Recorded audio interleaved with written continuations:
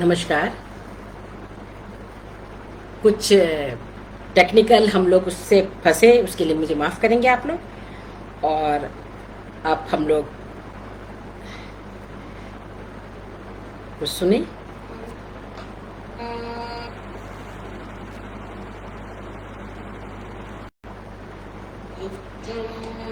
शरण गच्छामि,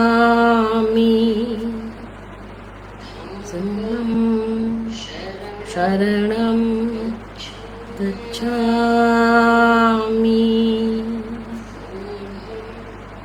शरणं गच्छामि।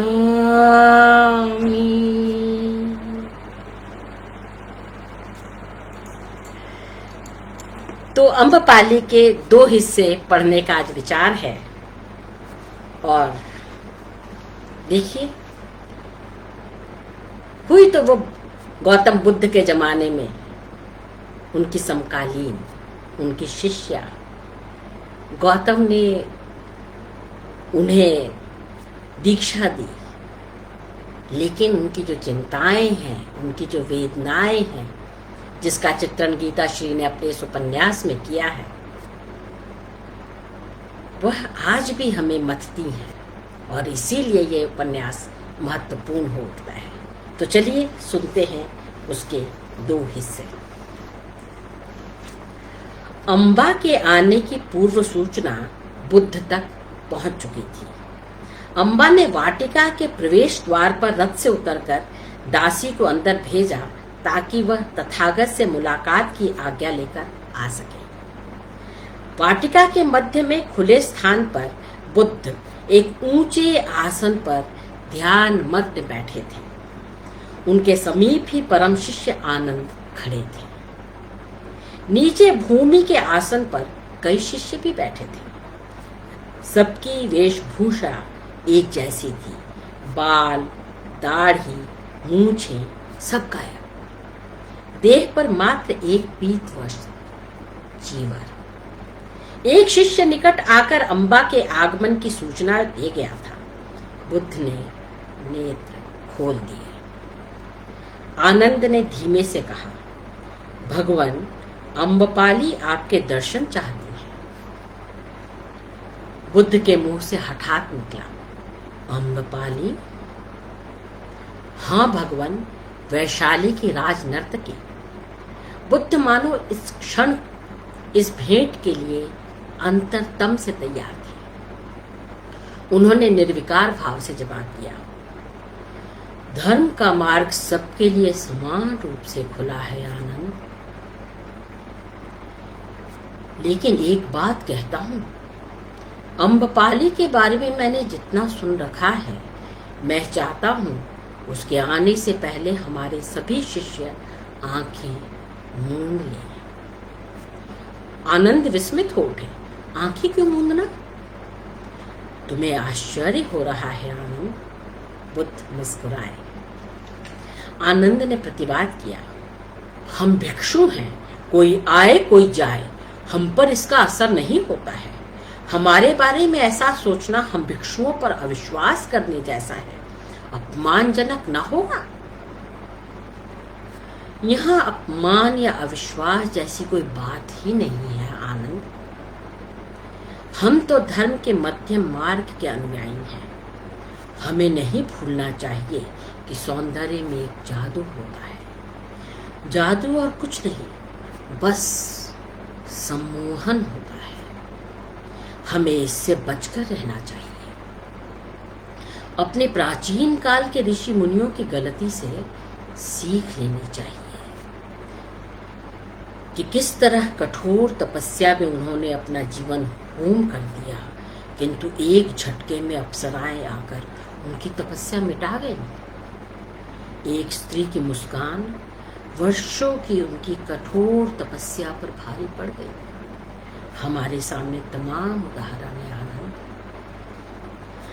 मध्यम मार्ग पकड़ो, मध्यम मार्ग। बुद्ध की गंभीर वाणी गूंज रही थी। मध्यम मार्ग पकड़ो, मार्ग मध्यम ही है। सारे भिक्षुओं ने अपनी आंखें मूंद ली। क्या मैं भी भगवान? नहीं, तुम तो मेरी छाया, हम दोनों को इसकी आवश्यकता नहीं है।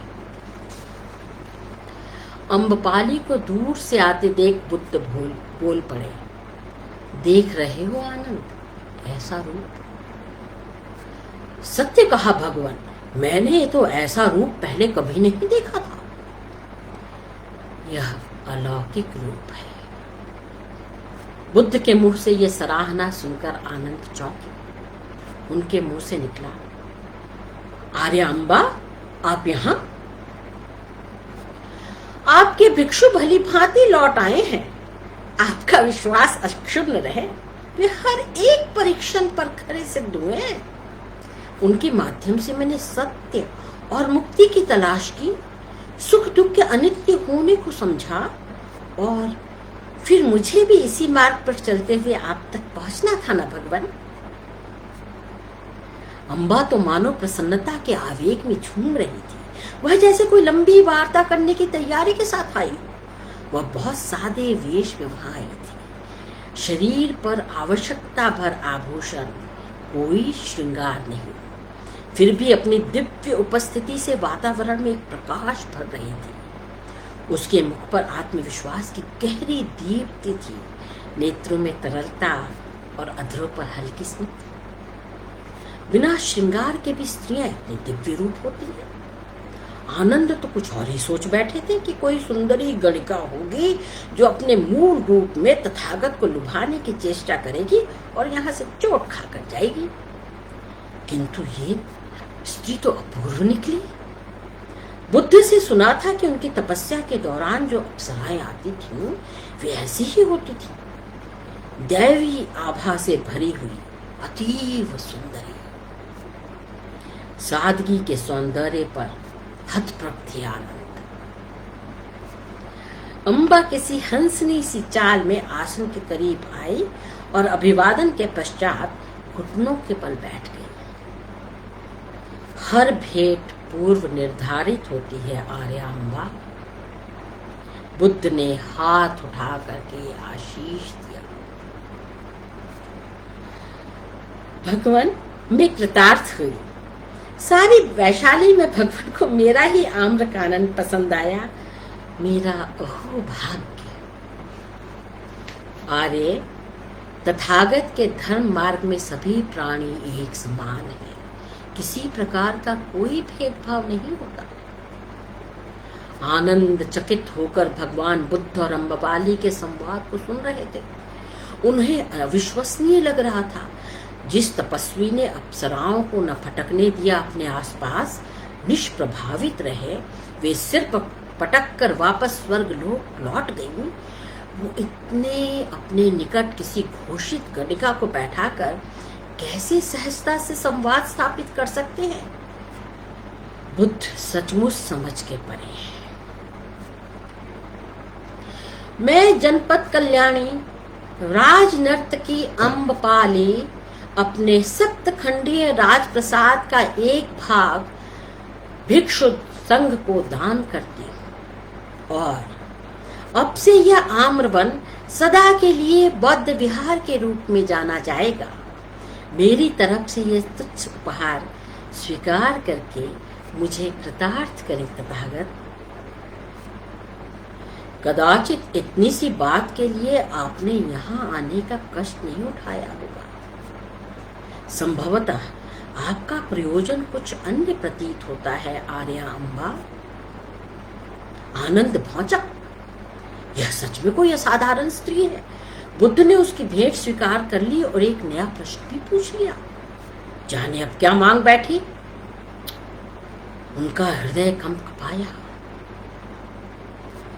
आपने उचित ही समझा है भिक्षुवर।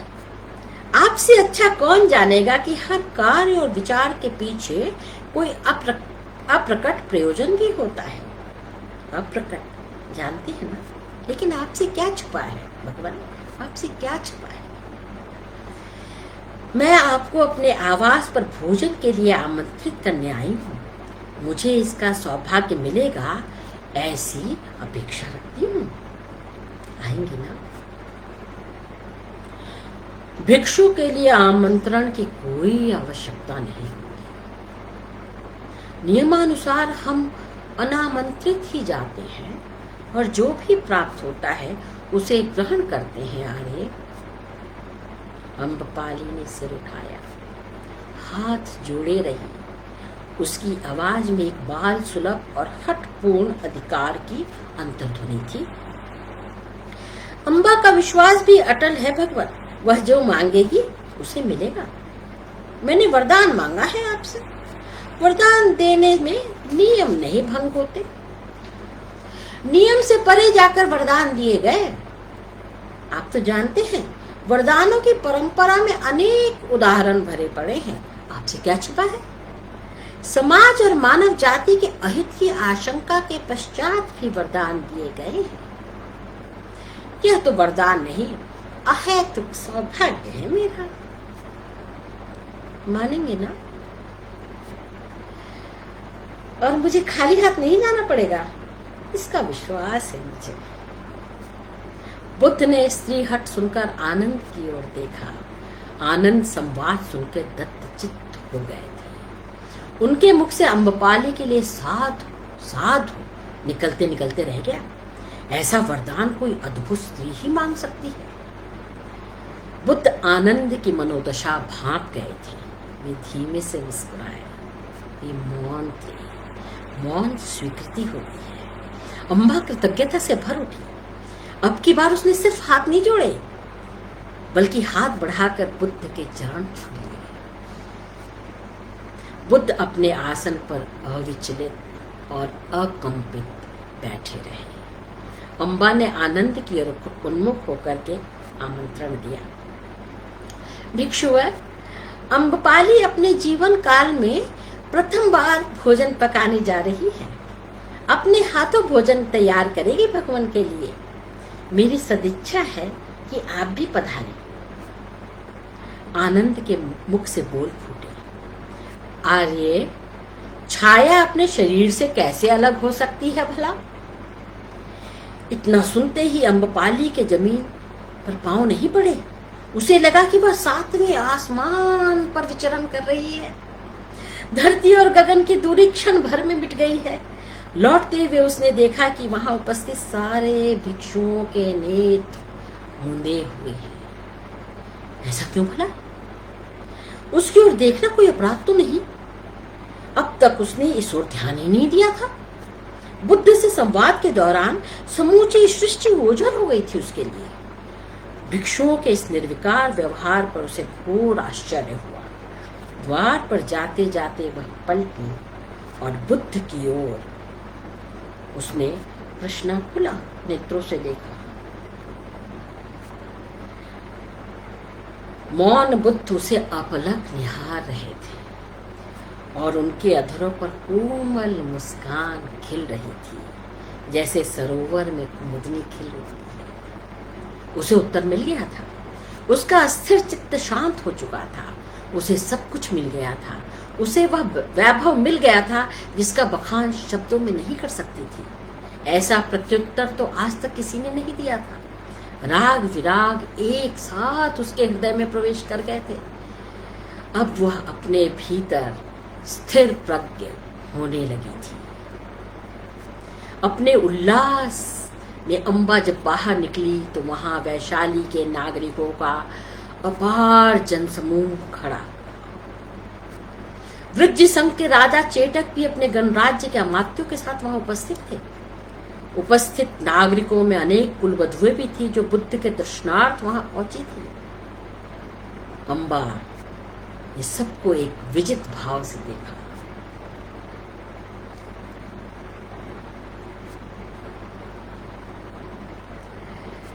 और तीर की तरह निकल गई। उसने बाजी जीत ली थी। उसने बाजी जीत ली थी।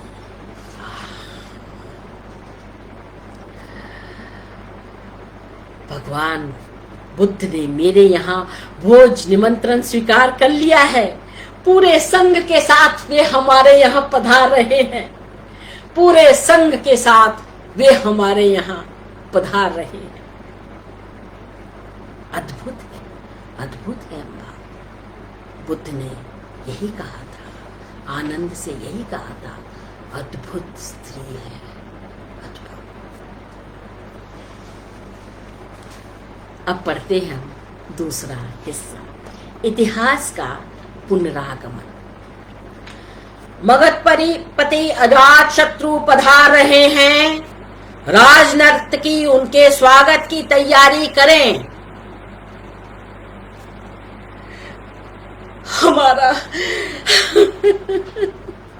हमारी वैशाली पर इन्होंने शत्रु ने कब्जा कर लिया, हम हार गए।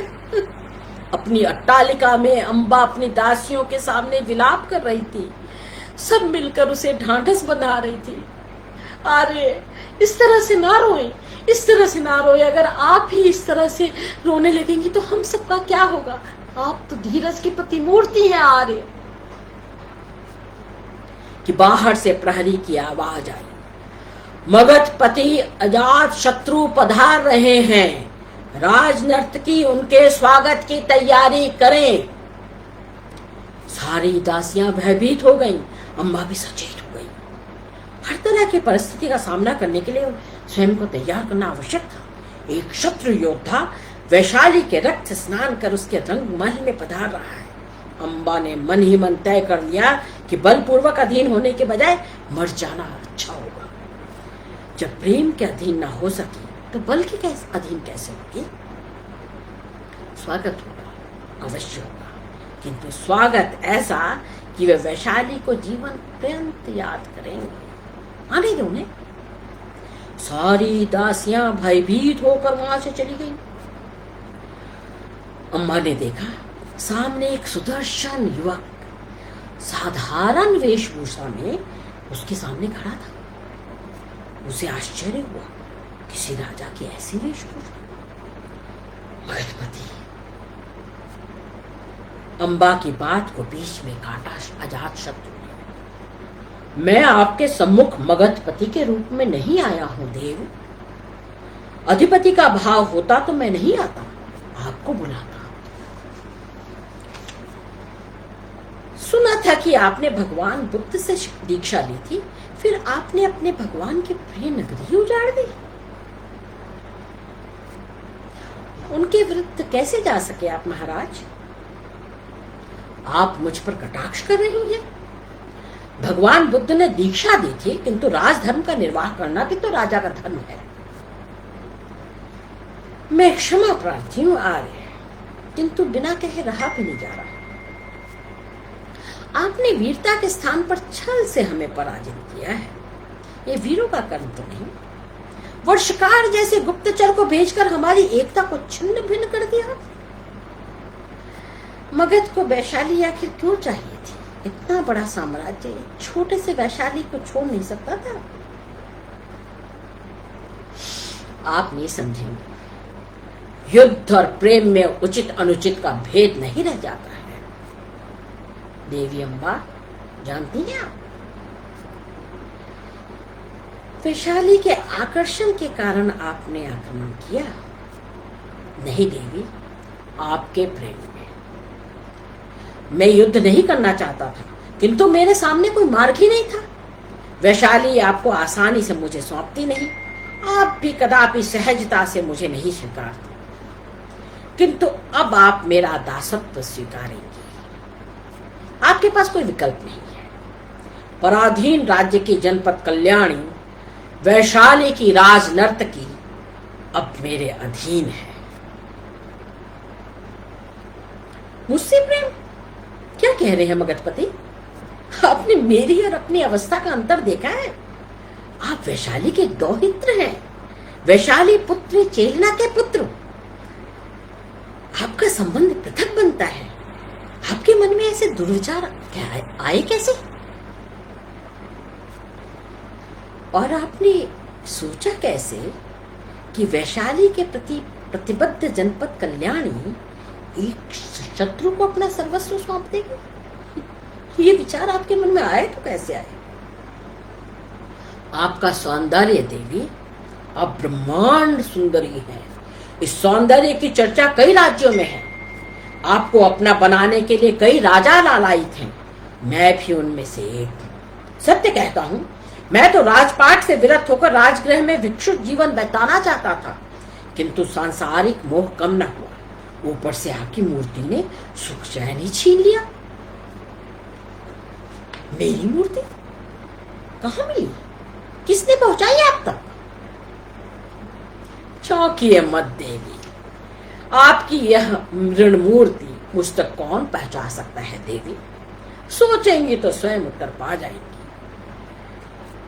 कई बार इंसान को क्रूर बनाने में स्त्री सौंदर्य का भी हाथ होता है। आप स्वीकार करें या ना करें, मेरे भीतर का सौंदर्य प्रेमी जागा तो उसके साथ राजा की क्रूरता भी जागी। उसी ने वैशाली का विनाश कर दिया। अम्बा अजातशत्रु की इस स्वीकारोक्ति पर चकित थी। वैशाली के कुंभकारों में अम्बा की मूर्ति बनाने की होड़ सी थी। वहां से चोरी करके ले गया वर्षकार, दुष्ट गुप्तचर।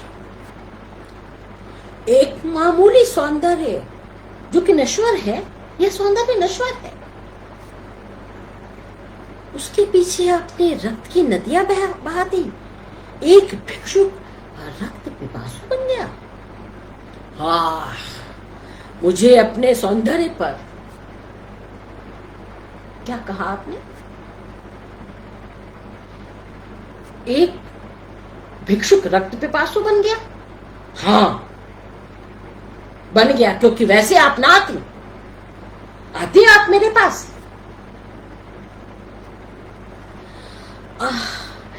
मुझे अपने सौंदर्य पर इतना क्लेश कभी न हुआ जितना इस क्षण हो रहा है। मुझे आपहास होता तो मैं इसे नष्ट कर देती और अपनी वैशाली को बचा लेती। अम्बा का हृदय विदीर्ण हो गया। अब भी वैशाली को बचा सकती हैं? हमारे साथ मगध चलिए। मगधपति आपसे आपका साथ मांगते हैं, चलिए। अजातशत्रु ने अपना दायां हाथ उसकी तरफ बढ़ाया। अम्बा ने अपने हाथ पीछे खींच लिए, कुछ वक्त पीछे चली गई। उस क्षण मृत्यु की गंध आई। कुछ पल में हीरा चाट कर मृत्यु का वरण कर लेना है, इतना सोचते ही उसकी वाणी में ओज आ गया। सख्त वाणी में उसने कहा, मगधपति, पहले आसन ग्रहण करें। मैं यहां विश्राम करने नहीं आया हूं और ना आपके मनोरंजन का आकांक्षी हूं। आप समझती क्यों नहीं? आपकी जगह यहां नहीं है। आप एक भव्य जीवन के लिए बनी है। मगध साम्राज्य के राज नर्तकी बनना किसी भी स्त्री के लिए सौभाग्य की बात होगी। यहां से प्रस्थान करिए। वैशाली के ये कायर झगड़ालू सामंत आपके लायक नहीं है। सामंतों को बहुत दंड मिल चुका है, उनकी विलासिता ही उन्हें ले डूबी। अब राज्य हित से अधिक चिंता स्वहित की हो तो उस राज्य को नष्ट होने से कोई नहीं बचा सकता। किंतु वे कायर नहीं है। अगर सब साथ रह के लड़ते तो आप देखते कि लिच्छवियों के तीर और तलवार कितने तीक्ष्ण और अचूक होते हैं। लिच्छवी कान के कच्चे हैं, उन्हें आसानी से भड़काया जा सकता है, पर समझ लीजिए एक दिन वे संभलेंगे। गिरने वाला ही तो संभलता है। चिंता न करें, आप लौट जाएं। आपकी विजय पताका लहरा चुकी है। आपका यहाँ आना शोभायुक्त नहीं है।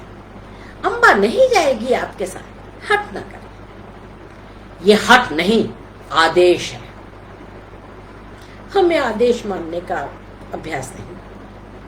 हम राजा हैं, आप पराजित राज्य के नागरिक। आप बलपूर्वक ले जाई जा सकती है। बलपूर्वक स्त्री का शरीर जा सकता है, आत्मा नहीं।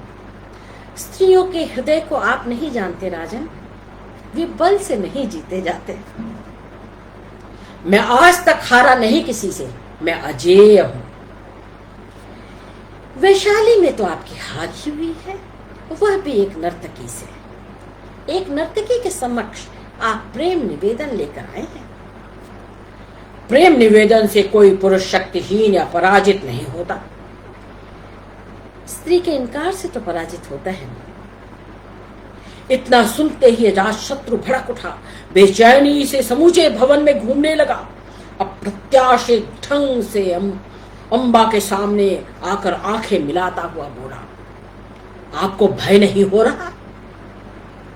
मैं निरस्त्र खड़ा हूं, मगर मेरे बाहुओं में बल बाकी है। उसने अपनी दोनों बलिष्ठ भुजाएं ऊपर की ओर उठाई। भय तो मुझे किसी से नहीं होता, भयभीत होना सीखा ही नहीं हम वृज्य स्त्रियों ने। जब नहीं सीखा तो मुझे किसका भय? जो पाना था वह मैं पा चुकी। मैं आप किसी और ही पथ की पथिक हूं जहां से आप भटक कर रहे हैं।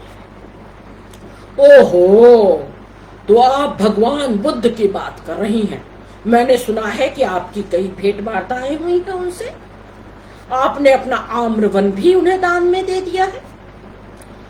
जी, 7 भेंट वार्ताएं हुई हैं, 7 दिवस, 7 संध्याएं। किसके भाग्य में है ऐसा अपूर्व सुख? जिसने ऐसा सुख पाया है वह एक साधारण पुरुष की छाया कदापि स्वीकार नहीं करेगी। अम्बा ने नेत्र मूंद लिए। वह निर्भय थी, अविचल। उसके मुख पर अपार शांति की आभा पसर रही थी। अजातशत्रु ने अपने जीवन में इतनी निर्भय स्त्री नहीं देखी थी, जो सिर झुकाने के बजाय तंग के खड़ी है, उसकी बातों की काट करती जा रही है। एक राजा को इनकार सुनने का अभ्यास नहीं होता, वह भी सुनना पड़ रहा है। वे इतनी देर से उसकी सुन रहे हैं, आखिर क्यों? उनके मुंह से हठात निकला, आप असाधारण स्त्री हैं अम्बा, आप असाधारण स्त्री हैं। अम्बा के नेत्र खुल गए। तथागत ने भी यही कहा था। वह मुस्कुरा रही थी। जी, तथागत ने भी यही कहा था। आपने मुझे पराजित किया देवी, मैं वापस जा रहा हूं। मैं वापस जा रहा हूं राजगृह।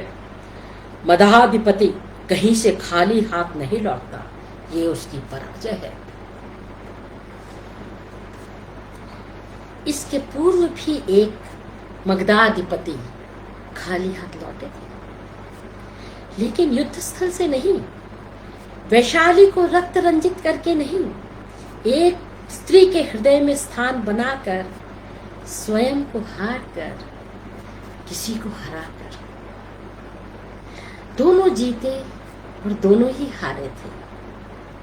उस समय भी उस स्त्री ने अनजाने में उन्हें अपना हृदय तो दे दिया था, अपना देश नहीं। तब भी देश ही जीता था। हम स्त्रियां अपने देश से उतना ही प्रेम करती हैं जितना किसी शत्रु देश के राजा से घृणा। मगध हमारा शत्रु राज्य रहा है। कौन था वो? जाते जाते अजातशत्रु पलट गया। आश्चर्य और कौतूहल से उसकी आंखें फैल गई। कौन था वह?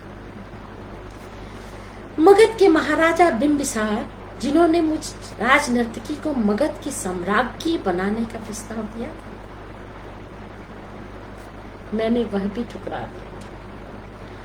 आप तो बहुत क्षुद्र आमंत्रण लेकर आए हैं। बिंबिसार पुत्र अजातशत्रु, सुनिए। आपके पिताद्रोह के बारे में वैशाली का बच्चा जानता है। वैशाली पुत्री चेलना की मृत्यु कोई वैशाली भूल नहीं सकता। जाइए, लौट जाइए। वैशाली अब पराजित है। मेरा वैशाली पराजित है, लेकिन हम उसे पराजित नहीं देख सकते। आप लौट जाइए। मैं अम्बा, वैशाली की नगर बधू, मैंने आपको पराजित किया। लौट जाइए। हम वैशाली कभी हार नहीं सकते। जब तक जीवन प्राण रहेगा तब तक हम वैशाली किसी के सामने हार नहीं सकते। आप पराजित हैं। लौट जाइए, लौट जाइए।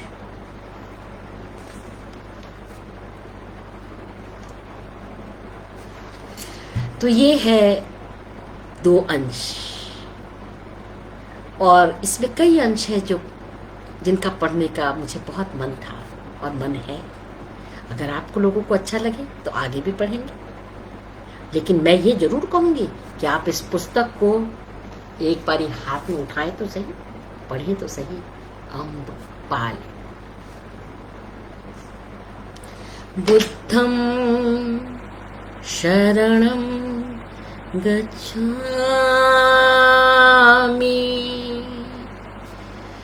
धम्मं शरणं गच्छामि, संघं शरणं गच्छामि। अरे ये आवाज तो अम्बपाली की है। अद्भुत स्त्री है, आनंद अम्बपाली अद्भुत है।